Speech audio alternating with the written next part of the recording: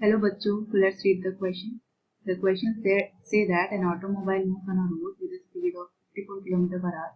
The radius of the wheel is 0.45 meter and the moment of inertia of the wheel about its axis of rotation is 3 kg square. If the vehicle is brought to rest in 15 seconds, the magnitude of average torque transmitted by its brake to the wheel is. तो यहाँ कहा गया है कि कोई एक automobile है जिसकी लीनियर वेलोसिटी दे रखी है, लीनियर स्पीड दे रखी है और रेडियस दे रखा है, उसका मोमेंट ऑफ इनर्शिया भी दे रखा है और कहा गया है कि 15 सेकंड के अंदर उस ऑटोमोबाइल पे ब्रेक लगा के उसे रेस्ट पे लाया गया। तो ब्रेक पे कितना टॉर्क अप्लाई किया गया कि व्हील्स रेस्ट पे आ गए। ब्रेक्स टू व्हील कितना टॉर्क ट्रांसमिट हुआ है ये हमें निकालना है। ठीक है, तो यहाँ जो की कॉन्सेप्ट यूज होगा वो है टॉर्क। तो टॉर्क क्या है कि कोई भी पर्टिकुलर ऑब्जेक्ट है जो कि किसी पर्टिकुलर एक्सिस के अबाउट रोटेट कर रहा है किसी एंगुलर वेलोसिटी से, तो इसे रोटेट कराने के लिए हमें टॉर्क अप्लाई करना पड़ेगा। दैट इज टॉर्क की मदद से एंगुलर एक्सेलरेशन होगा और ये बॉडी रोटेट करने लगेगी। ऐसे समझिए जैसे कि ये लीनियर फोर्स का एनालॉग होता है टॉर्क रोटेशनल डायनामिक्स में। जैसे कोई फोर्स, ये ब्लॉक है जिसे हमने रखा गया है इस सरफेस पर और फोर्स अप्लाई कर रहे हैं, तो ये ब्लॉक मूव करेगा विद सम एक्सेलरेशन ए। जब भी हम किसी ऑब्जेक्ट पे फोर्स लगाते हैं तो वो ऑब्जेक्ट एक्सेलरेट करता है। विदाउट फोर्स वो यूनिफॉर्म वेलोसिटी से मूव करेगा, नहीं तो रेस्ट पे होगा। ये न्यूटन का फर्स्ट लॉ कहता है। ऐसे ही यही चीज रोटेशनल डायनामिक्स में भी फॉलो होती है कि जब आप टॉर्क अप्लाई करोगे बॉडी पे तो वो एक्सेलरेट करेगी और उसको हम डिनोट करेंगे एंगुलर एक्सेलरेशन। सो जो टॉर्क होता है वो डायरेक्टली प्रोपोर्शनल होता है मोमेंट ऑफ इनर्शिया और एंगुलर एक्सेलरेशन के। तो हम लिख सकते हैं tau is equal to pi alpha.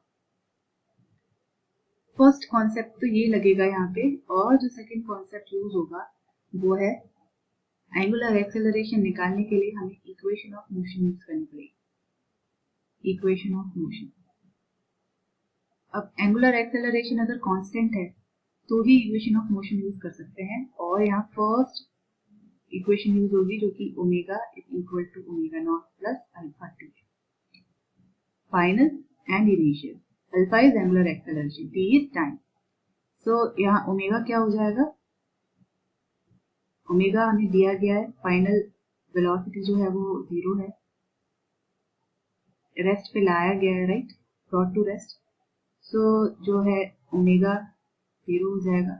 Omega naught जो होगा उसे v अपॉन r से निकालेंगे क्योंकि डायरेक्टली ओमेगा नॉट नहीं दिया है, लीनियर वेलोसिटी दी गई है जो कि कितनी है 54 kilometres per hour divided by radius of the wheel जो कि कितना दिया गया है 0.45 मीटर।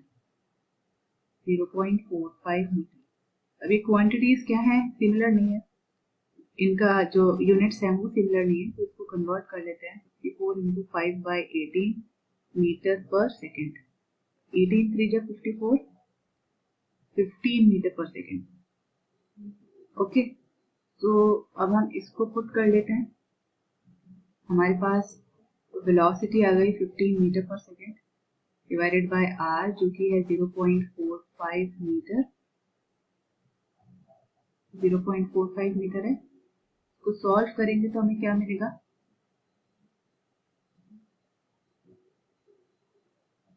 15 3 जा 45, 15 times 150, so it is 10 by 3. So omega naught is equal to 10 by 3 radian पर सेकेंड। सो अब यहाँ से अल्फा कैलकुलेट करेंगे, तो उससे पहले ये जो इक्वेशन है ध्यान से देखिए, omega is equal to omega not plus alpha t होता है, लेकिन क्योंकि व्हीकल को पहले से ट्रेवल कर रहा था उसे रेस्ट पे लाया गया तो नेगेटिव में एक्सेलरेशन दिया गया होगा, यानी डी एक्सेलरेशन होगा, तो ये साइन जो है ये नेगेटिव हो जाएगा। तो omega is equal to omega not minus alpha T.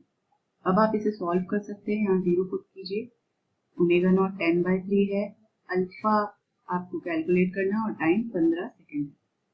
ठीक है, तो यहाँ से सॉल्व कर सकते हैं। Minus 10 by 3 is equal to minus alpha into 15। Okay, so ये क्या हो जाएगा 5 to 15, 5 to 10, so it will be 2 by 9 is equal to alpha. तो यहाँ पे 2 by 9 रेडियन पर सेकेंड हो जाएगा, कि यूनिट क्या होगी रेडियन पर सेकेंड स्क्वायर। ओके, तो ये हो जाएगा अल्फा।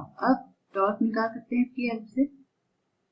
मोमेंट ऑफ इनर्शिया हमें क्वेश्चन में क्या दिया गया है, moment of inertia is 3 kg meter square. So 3 into alpha is 2 by 9. So we can write it as 2 by 3 Newton meter square. Okay, so torque is equal to 2 by 3 is 0.66 Newton meter square. Okay, तो एक second यहाँ पे देख लेते हैं एक बार। सो 0.66 match नहीं कर रहा है, मे बी हमने कहीं एरर किया। तो यहाँ पे 100/3 आना चाहिए, यहाँ पे कैलकुलेशन एरर है, 100/3 आएगा। सो यहाँ पे भी 100/3 हो जाएगा और यहाँ पे भी तो 20 हो जाएगा। ओके, 20/9 अल्फा हो जाएगा, एंगुलर एक्सेलरेशन। तो अब यहाँ पे आप सॉल्व करोगे तो 20/3 आएगा, जो कि होगा 6.66। तो ये टॉर्क हो जाएगा। ठीक है, अब आप ऑप्शन से चेक कर सकते हैं। तो torque is equal to newton metre square को आप केजी मीटर स्क्वायर पर सेकेंड स्क्वायर भी लिख सकते हैं। तो ये टॉर्क हो जाएगा और इसका करेक्ट आंसर है option number B. I hope you understood it well. Best of luck.